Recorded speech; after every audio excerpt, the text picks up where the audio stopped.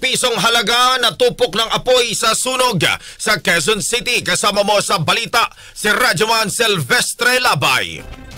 RMN Live Report.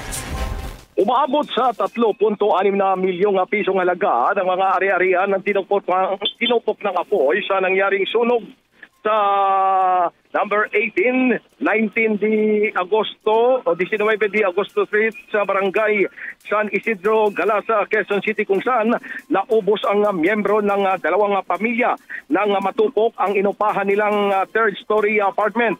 Ayon kay SFO4 Rolando Valenia, Fire Arson Investigator, na mahigit 40 minuto lamang ang itinagal ng sunog bago napula ng Bureau of Fire Protection, pero namatay ang isang pamilya na mayroong dalawang minor de edad na nagkakaedad na 12 at 15 anyos, kasama ang mga magulang na batidin na patay din ang mag-asawa na edad 34 at 29 anyos, kasama ang 2 taong gulang na batang lalaki, ang pamangkin nilang 20 anyos na babae at nag-aalaga na nagtamo naman ng sugat sa ikalawang siko ang isang residente na kinilalang si Jopel Samosa.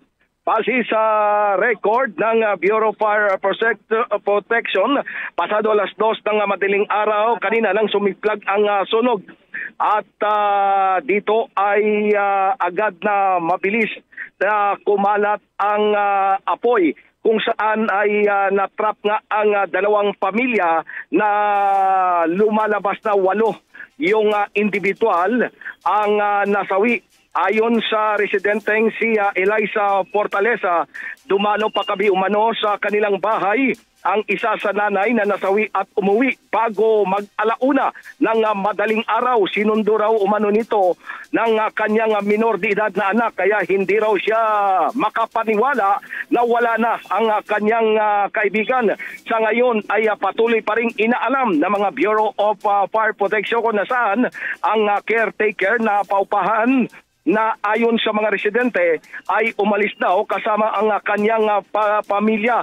At sa ngayon ay patuloy pa rin inaalam din kung ano talaga ang pinagmula ng sunog na umabot lamang ng unang alarma. Kasama mo sa DCXL RMN Manila, Radyoman Silvestre Labay. Tata, RMN.